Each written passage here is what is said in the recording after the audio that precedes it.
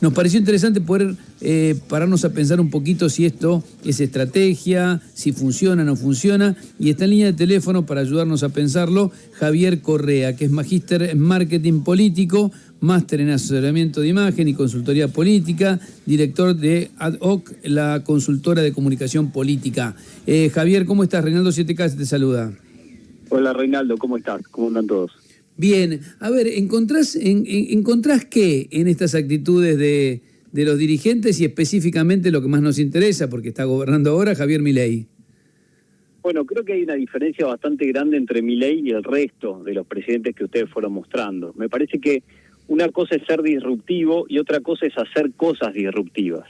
En el caso del presidente Milei, yo lo que creo es que esto es parte de un sistema de comunicación. ¿Y por qué digo esto? Porque la disrupción en este gobierno no es un elemento, es un sistema. Porque es lo que necesita, y esto lo vemos permanentemente en investigaciones y en Focus Group, necesita para generar percepción de cambio. Yo escuchaba mientras ustedes estaban hablando la comparación con Menem, ¿no? Me parece que Menem estabilizó la economía y a partir de ahí disfrutó el poder. Lo que creo que la diferencia más importante es acá, que genera percepción de cambio mientras trata de estabilizar la economía. Y eso es una diferencia muy importante. La disrupción es una necesidad para este gobierno para generar esta percepción de cambio. Es interesantísimo como lo planteás. En definitiva, lo de ayer, por ejemplo, está pensado, está muy estudiado. Yo creo que hay dos partes, ¿no? Una parte que es la parte genuina del presidente. El presidente es así. Y otra parte es la que le sirve. Mirá, yo creo que al presidente le va mejor, nosotros lo medimos mucho en encuestas, pero también en la conversación digital, donde es su campo de batalla, en donde gana ampliamente. Al presidente le va mucho mejor cuando controla la agenda y es disruptivo. ¿Cuándo controla la agenda? Por ejemplo, cuando él plantea auditorías contra la universidad, él tiene una potencia digital y un marco comunicacional que lo favorece. Ahora, cuando no controla la agenda, es decir, ¿se acuerdan la marcha en abril? Sí. Eso fue muy malo para el presidente, porque perdió el control de la agenda. Entonces, fíjense que también la disrupción lo ayuda a controlar la agenda, que nosotros podríamos decir que es como tener la pelota. A partir de que vos tenés la pelota, tenés un control del juego. Y me parece que todo el tiempo, no solamente cantar, pelearse con todo el mundo, insultar, hacer cosas que para otro gobierno sería grave, serían escandalosos, acá se rompen mucho de esos paradigmas porque lo que está actuando es en una sociedad con un nivel de hartazgo total. Y el hartazgo, como nos pasa a nosotros en la vida cotidiana, es permisivo. ¿Por qué? Porque cuando uno está harto se permite hacer un montón de cosas. Fíjense que ustedes, en las encuestas del año pasado, como en las de ahora, la sociedad, mucha parte de la sociedad, si quieren la mitad que tiene adherencia hacia el presidente, define y dice, bueno, que cambie las cosas. Esta locura, este loco, lo dicen de manera positiva, es una locura positiva. Este loco por ahí termina cambiando las cosas. Ese es el hartazgo positivo sobre el cual el presidente se desarrolla. Por lo menos el hartazgo y la actitud que lo hizo llegar al poder. Es lo que decís vos que es muy interesante, es que se le ha transformado en sistémico porque lo necesita, porque todavía no logró estabilizar la economía. ¿Sería así la conclusión? Exactamente. Él gana tiempo con la percepción de cambio mientras se estabiliza la economía. Hay una frase, un concepto muy interesante, que es lo antifrágil, que lo acuña Nassim Taleb en un libro de 2012. Habla de aquellas cosas que se desarrollan en el caos. Me parece que Javier Milei es parte de eso. Que no solamente se desarrolló en el caos de un país que hace más de 10 años que no crece, sino que utiliza como sistema de comunicación y sistema político el caos, el conflicto, la confrontación permanente, porque en eso se desarrolla mucho mejor. Y por eso también la lógica de las redes es una lógica que lo premia tanto. Claro. Y es ahí donde él se desarrolla, crece y florece. Claro, porque las redes premian justamente eso, ¿no? El insulto, el sesgo negativo, la brutalidad, ¿no? La gastada.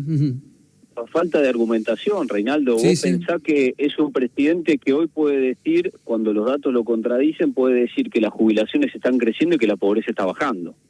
Porque acá también tenemos que analizar qué nos pasa, digamos, en términos ya, si querés más profundo, en términos sociales, sobre donde se desarrolla la actividad del presidente.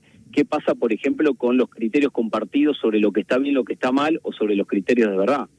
¿Sobre qué criterios de verdad? Si eso está desordenado, lo que está bien y lo que está mal, bueno, eso es muy permisivo para el poder.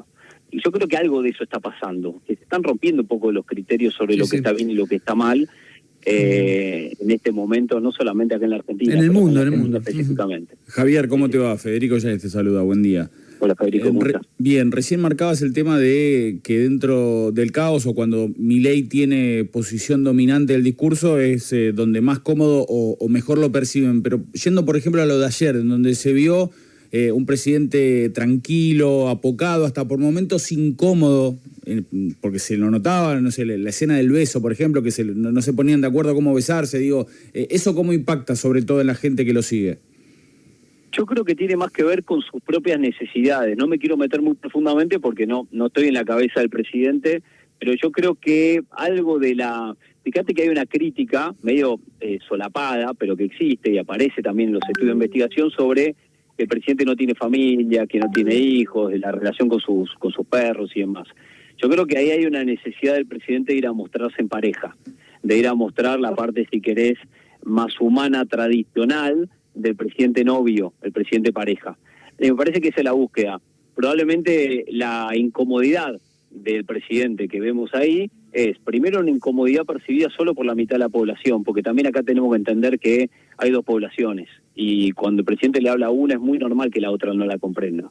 Y segundo, su necesidad personal de mostrarse, si querés, más dentro de los cánones de lo que la otra parte de la población, los que no adhieren, lo quieren ubicar, dentro de la familia, la pareja y demás. Y probablemente es ahí donde menor capacidad tiene de desarrollo. Él se desarrolla mejor en el conflicto, en la pelea, que si querés en el cariño y en el amor. Bueno, así llegó a la presidencia. Probablemente la incomodidad tenga que ver con eso.